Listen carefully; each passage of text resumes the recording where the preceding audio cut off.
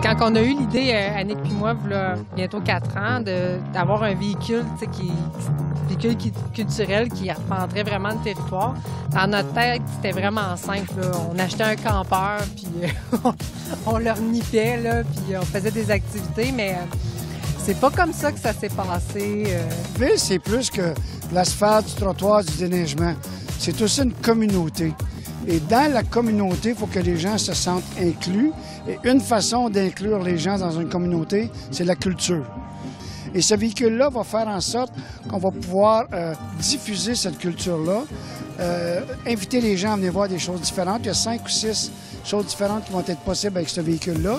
Surtout, le véhicule va se permettre de se rendre pratiquement chez eux. Alors, pour la bibliothèque, principalement, pendant la période estivale, c'est un peu la reprise de notre service de Tente à lire. Donc, on va avoir des visites dans les parcs avec des animateurs qui vont travailler, jouer, lire autour du livre. À certains moments, notre caravane va être en mode exposition d'œuvres d'art. À d'autres moments, un de nos services à la bibliothèque, qui est le laboratoire de création numérique, va sortir aussi, va aller rejoindre, par exemple, les fêtes dans les parcs, là, les fêtes de quartier. C'est aménagé pour qu'on puisse aussi faire des activités à l'intérieur.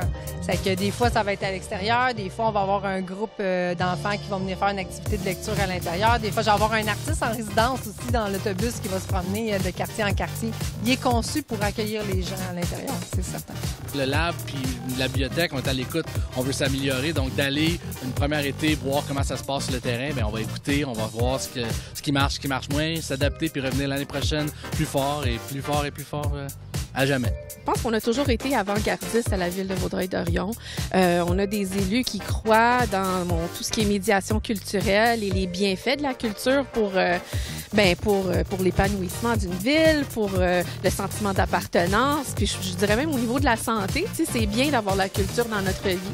Alors nous, quand l'équipe nous a présenté le projet il y a 4 ans, au comité culture, j'étais entourée de d'autres collègues, bien sûr, Céline, Diane, on a tout de suite cru et l'ensemble du conseil a embarqué dans le projet. On voyait vraiment le potentiel. Je le vois comme un petit centre culturel mobile.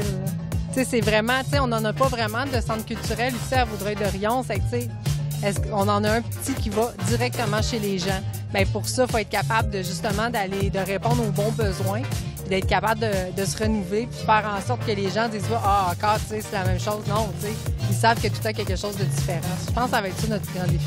Et on espère que les gens vont se l'approprier au maximum parce que dans ce cas-là, la modération n'a pas meilleur goût. Donc, profitez-en tant que vous voulez.